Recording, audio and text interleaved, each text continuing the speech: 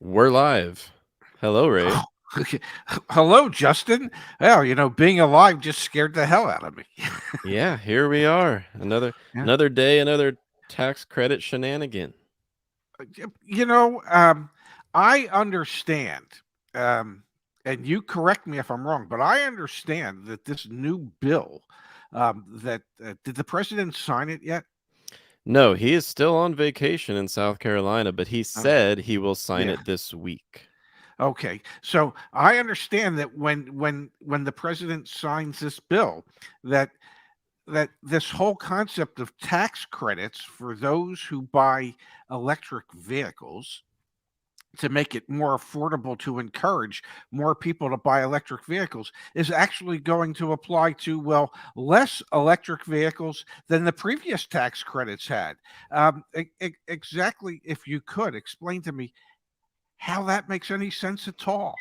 Yeah, Ray. I'm guessing, Ray, that you probably don't follow the EV tax credit news niche all that closely. So let me fill you in. And for the viewers who are joining us who may not know all about this tax credit, I'll try to get everybody caught up to speed, and then we'll talk about exactly why there are so many losers with the revised tax credit. How is this tax credit going to be different from the original $7,500 EV tax credit that was enacted in 2008? It adds a lot of requirements that are meant to strengthen the United States domestic production of EVs and the supply chains related to EVs. But the thing is, the timelines are the main issue here. Now, I'm in favor of bringing more of this production and supply Hmm. chain to America, but it's the timelines. So here's the deal. Starting as soon as the bill is signed into law by the president this week, the made in North America requirement goes into effect. That's the one that's the real killer here from a lot of EVs. Dare I say most EVs. Hmm. Um, it'll have to be having final assembly in the United States, Mexico, or Canada. Now, there are a number of other rules and provisions that big changes that will go into effect either January 1st, 2023, or when the Treasury Secretary finalizes the rules. And the bill says the Treasury Secretary has to publish these final rules no later than December 31st. So there's a bit of a gray area there. And here are the other provisions that are kind of uh, turning heads and making a lot of people freak out and scramble for a written binding contract from their dealer. Hmm. So, 40% of the minerals that go into battery production have to be sourced from either the United States or countries we have free trade agreements with as soon as the Treasury Secretary signs this. Also, Okay. 50% of the battery components. That means just like 50% of the parts that make the battery pack. They need to come from those same countries as soon as the Treasury Secretary signs this into law. And the first of the new year, income limits go into effect. And I've had several emails this weekend about people, got some healthy incomes, and they're Yeah. wondering when does that go into effect. That was a great question. So shout out to those of you who asked me that. I dug it up, and as far as I can tell from the text, it does say January 1st, 2023 is when the new income cap limits go into effect. And that would be 150,000 for a single filer, 225 for head of household, and 300,000 for joint filers. At that cap, you would become ineligible for any of this. I don't know if I'm hearing you correctly, but if I'm hearing you correctly, um, if you're rich, you probably don't care about the credit and you'll buy the cars. And if you're not rich and you can't afford the cars, the likelihood of the electric vehicle that you would be interested in um, will no longer qualify for a tax credit to help make it more affordable for you once the president signs the bill. Is that what I'm hearing correctly?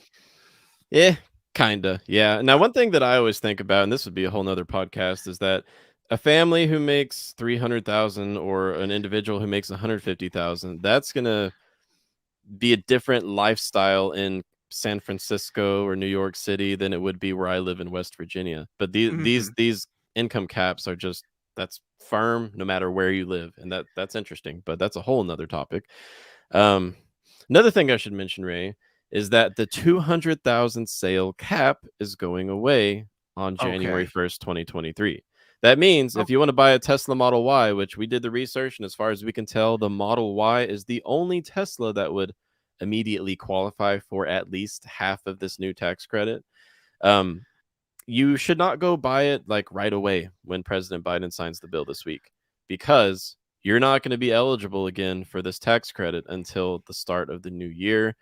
If you recall, Tesla kind of surprised a lot of the legacy industry guys and sold 200,000 vehicles, and that was way back in 2019. They mhm. lost the original tax credit, but they're getting it back at the start of the new year. I I I I I have to say I don't get it. I don't get the whole thing. I I read a lot of comments often, and it's about, well, the Great Reset and the Green New Deal, and this is just the government's way of doing away with the internal combustion engine vehicles and forcing everybody to become an EV owner if you're going to own a car moving forward. And if I think I read that like 70 out of the 72 electric vehicles or plug-in hybrid electric vehicles are not going to qualify. So if that's truly the case, then how is this really pushing um, electric vehicles into the mainstream use in America? It just Well, it's is this not. one of those? It's just one of those things. I think they call the laws of unintended consequences, um, where uh, people wrote this bill and they didn't really think about, well, how it was going to impact this alleged desire to make us more green and save the environment. Well, I think they jammed it through because they were in extreme compromise mode and were ready to take what they could get, if you know what I mean. And I they do. did not consult enough of the automotive industry and the people who are deep within these supply chains to, well, maybe they did and they just don't care. I don't know. But it, well, here's why I think maybe they did and they just don't care, because the Congressional Budget Office, before this bill was passed by the Senate and then the House, the Congressional Budget Office themselves found that I forget the numbers, but the amount of electric vehicles that they themselves estimated would be able to take advantage of the new credit in 2023 was very small. They knew it was very small.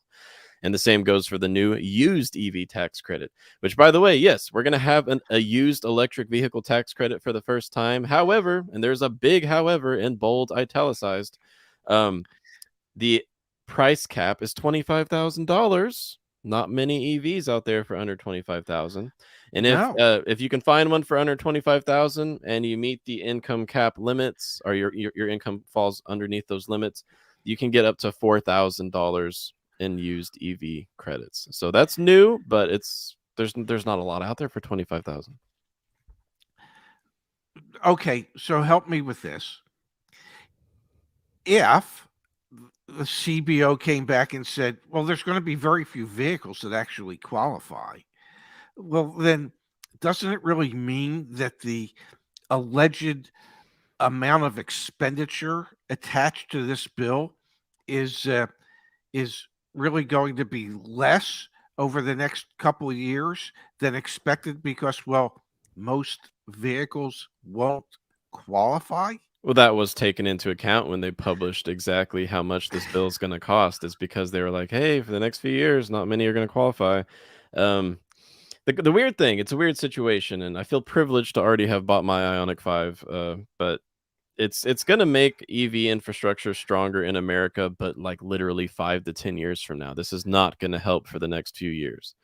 Um, but I do think this will eventually make electric vehicle prices more stable if we've got more production here in America, where it's in theory less reliant on geopolitics and whatnot from abroad. But let's talk about the near term, because that's what most people are thinking about, and it's not good news for the near term. Yeah, maybe it's because I'm 71, that I would never buy green bananas. because I don't know if they're going to ripen by the time I would have the opportunity to eat them. And I think the same holds true with this. We are a society that is used to instant gratification. Yeah. And the fact that we're basically saying, well, there's going to be gratification for people soon. It just might be 5 years or 8 years or 10 years. I don't think most people are going to buy into that. They want whatever savings that are going to be associated with these vehicles, they want them now. They don't want it 5 years from now. And if we need to figure out a way to make them affordable or force the manufacturers to make them affordable. This really doesn't address that because they won't become affordable until many qualify for these tax credits. And what's the cap on what the price can be to still qualify for the tax credits? Yeah. Yeah, we're gonna get into that here in a second because I definitely want to go over a few questions we've got in the chat if you don't mind, Okay, Ray. I don't mind. Yeah, we got so much to talk about here. And then we are going to talk about the winners and losers specifically here in just a few minutes. I was waiting for a few more viewers to join us, and it looks like we're getting there. So we'll talk about which EVs will and won't qualify. Um, Going through some questions in the chat from Learning Fast. So I assume Kia and Hyundai lose the tax credit this week. Yes, because they are built overseas right now. One of the plug-in hybrids, maybe two of the plug-in hybrids, are assembled in America with battery cells that are made in Georgia. So I gotta look that up. I gotta pull it up. But a few of the Hyundai plug-in hybrids will not lose it. But yes, the very popular Ioniq 5 and Kia EV6, Hyundai Kona Electric, the Kia e-Niro, they are going to lose it because they do not meet the Made in America requirement. Another good question from Learning Chat. And this is important for everyone to know. Can a car qualify for a portion of the tax credit if it is not assembled in the US, but the battery minerals are from the US or a free trade country? No. The Made in North America requirement is above all. Wow. It has to be made in the US, Canada, or Mexico in order to qualify for any of it. But if you look at it the other way around, you can qualify for half of the credit, $3,750, if the battery components are made in America, but the battery minerals are not sourced from America. You can still qualify for half of it. So Justice and I were talking about this the other day. When it comes down to the actual amount of the credit, which can be up to 7,500, this really comes down to battery sourcing because this is really a battery production bill. How do you get the 7,500? Half of it is based on the battery sourcing component, the battery sourcing. So based on minerals themselves. And that's something that we don't know yet. We don't know where these battery makers get their battery minerals from. That's not like something that they proudly publicize on their own websites. The other half of the credit, 3,750, is based on where the battery pack itself is produced. Where are the components manufactured? So, for example, if you know that SK Innovation in Georgia is building battery cells for the Hyundai Santa Fe plug-in hybrid, you know that the battery components are meeting the requirement for that half of the tax credit. But we don't know where SK Innovation in Georgia gets their minerals from, at least not yet. That's going to have to be something that we work through to figure out which EVs and plug-in hybrids qualify for the full tax credit. It's wild. It's a mess. I have a question for you. Over the last several decades, we have shipped out a lot of our manufacturing capabilities because there were foreign countries that could get their hands on the minerals and produce the requisite goods for considerably less than we could produce them here in this country. Now, if we're forcing the manufacturers to use more American-made stuff, and I'm assuming at a certain point sourcing some of the minerals within the confines of North America, isn't that just going to ultimately raise the price of everything because prices are naturally higher in more well-developed countries than they are in less developed countries. See, that's one of the reasons I'm so glad you're here today, Ray, is to get us thinking about these things because I'm not going to claim like I'm an expert when it comes to the pricing of the supply chains. Yeah, so what do you think? I'm going to flip it back on you, Ray, because I'm not an expert in supply chain price dynamics, but it sounds plausible to me. Well, I'm not an expert in it either, but I understand. I You know understand the more than I reason that. do. Well, I don't know that I know more than you do, but because you are much more educated than I am. I just learned on the mean streets of America. But I just know that over the last several decades, um, you know, we started using more and more foreign manufacturers for goods because they could be produced uh, less expensively than they could be here because the cost of living in those countries is so far below what the cost of living is here. So I, you know, I'm not smart by any stretch of the imagination, but it would just seem to me that if our cost of living is so much higher than these other countries, and we have to pay our employees much more than they do in those countries, that the cost of production of the very same items is going to be significantly higher when they're produced here or Yes. in Canada. Now, maybe not as expensive when they're produced in Mexico, although the cost of getting things produced in Mexico is going up. But it would just seem to me that it would have to follow suit. Um, if you have to mine for minerals in this country, the expense to do that is going to be greater here than, say, if you had to mine for those very same minerals in Afghanistan, where the cost of labor is so much cheaper in Afghanistan. Uh, so, yes, it's great that we want to build these things here and but the cost, which is already exorbitant for many of these vehicles, is only going to get worse. I would think. Am I crazy? No, I think you're definitely onto something there.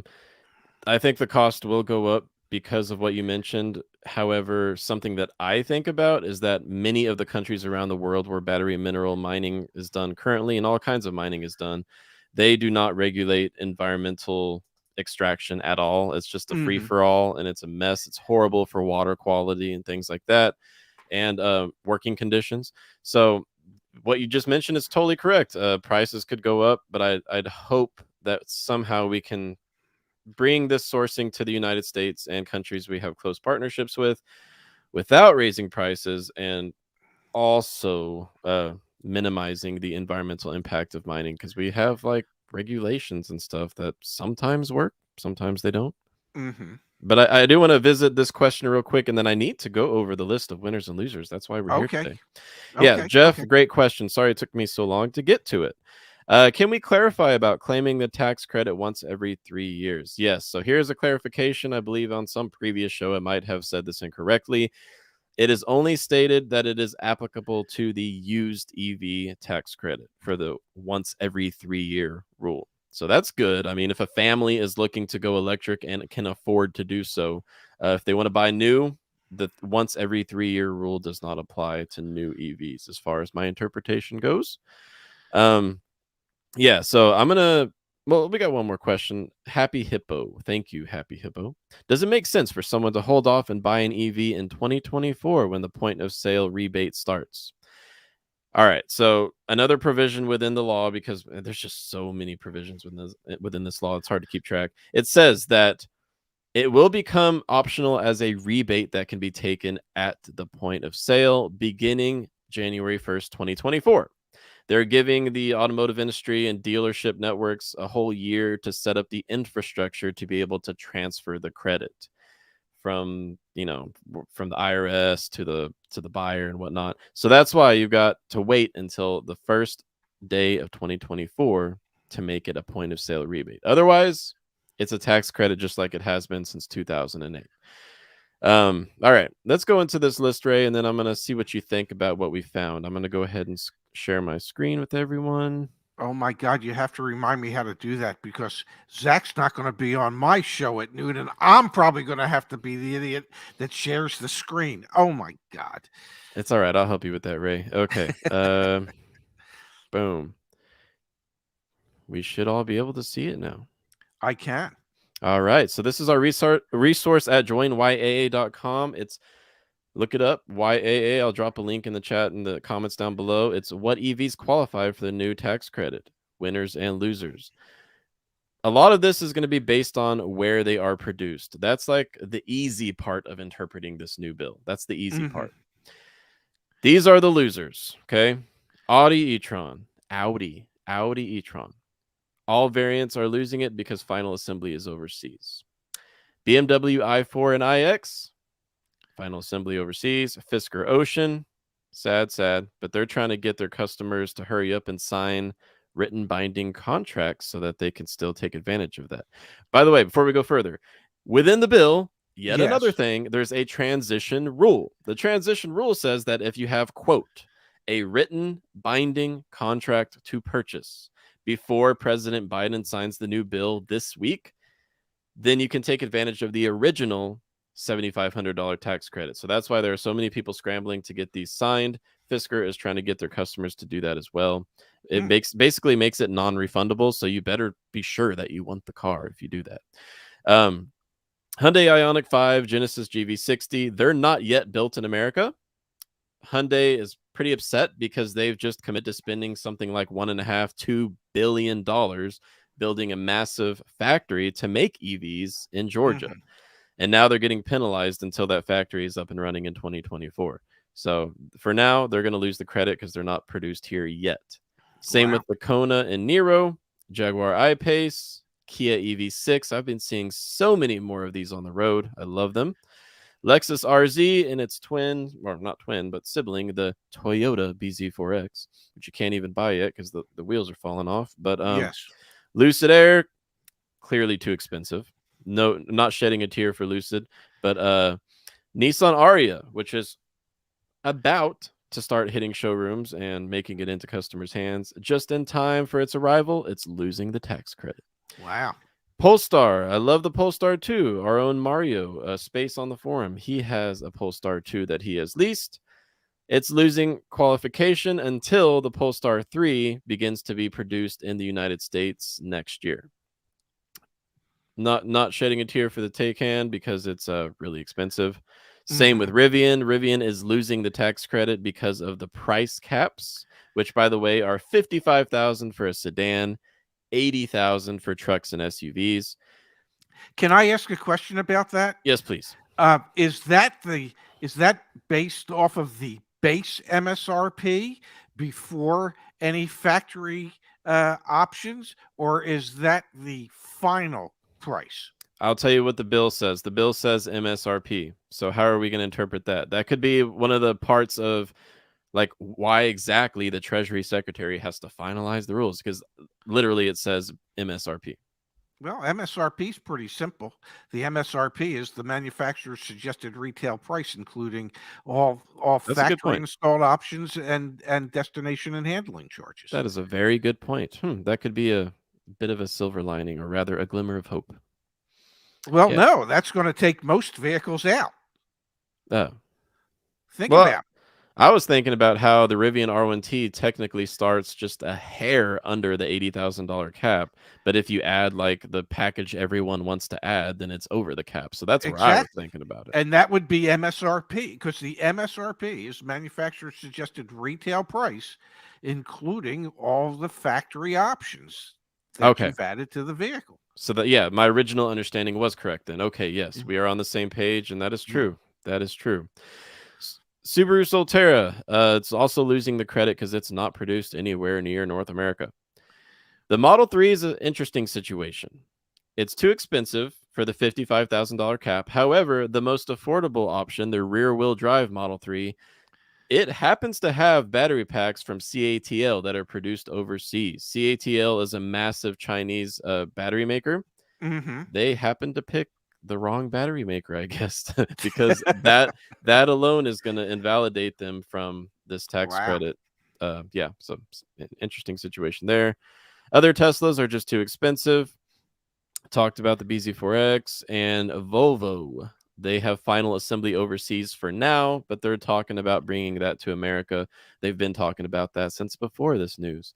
So those are the ones who do not qualify and why they do not qualify. Can The I ask you a question real please quick? please do. What determines final assembly? When the bill says final assembly, how much of the actual assemblage of the vehicle must take place in North America? Oh, we'd have to dig that up, and we don't have time. I'll try to Okay. get to it. The It only reason I ask is if they shipped every one of these vehicles without the 12-volt battery that every one of these electric vehicles needs, and those were installed at the port here in the United States, and that would be the final piece of the assembly, would that then qualify as being final assembly in the United States? sounds like a workaround, and they should hire you as a consultant. Um, Yeah. I I don't don't know know. that I don't know. I don't know either, but it's just a guess.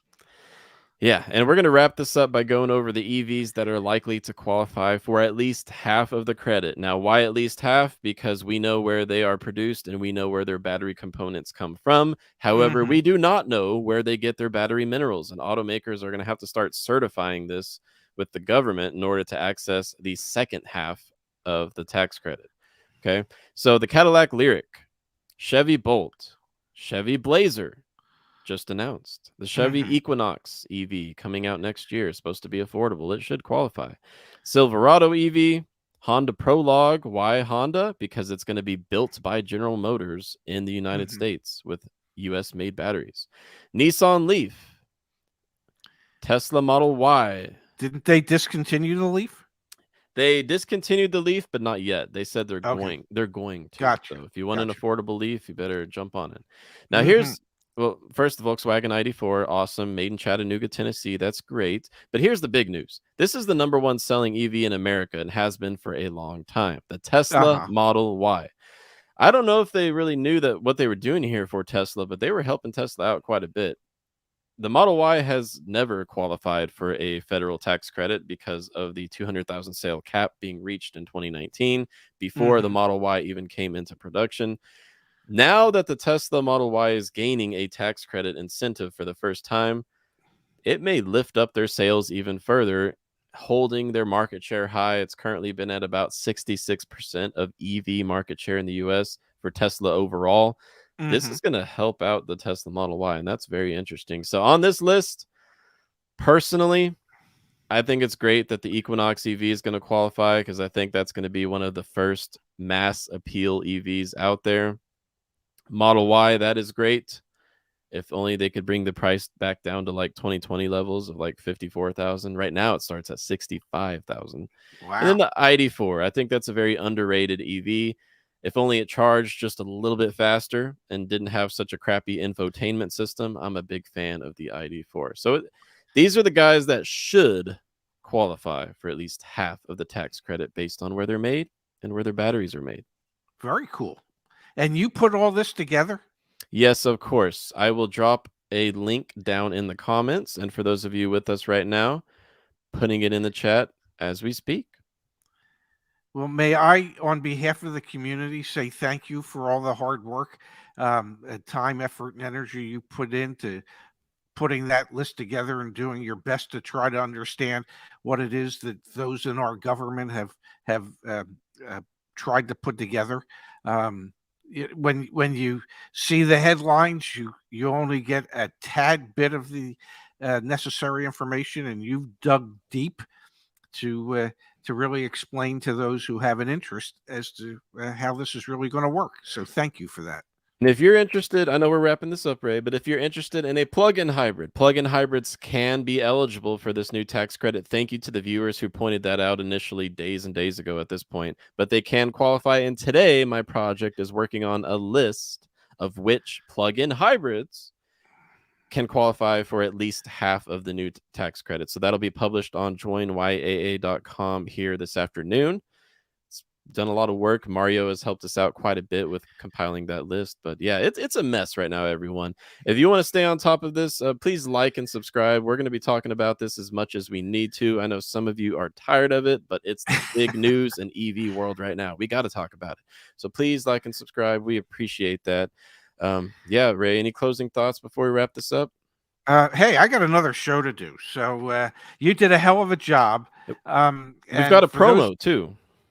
we do. What's the promo? Zach said you knew about the promo. Oh, do I? Yeah. It's the IFS. Yes. The Inflation Fighter Savings at Join YAA. If you use the initials IFS, you can save 20% on your YAA membership, and that's good through the end of August. Yeah, and what do we do at YAA? We make sure that you don't get ripped off whenever you're buying a car. Well, we try to educate you so that Yeah. you don't get ripped off. Yeah, We don't can't we make can't sure. make sure of Can't it, make sure. but we do our best. Yes. Well, thank you so much, Ray, for joining me today, and I'd love to have you back soon. Maybe Well, maybe sooner than you think. I'm usually always available. There's not much on my calendar. Thanks for having me, Justin. Thank you.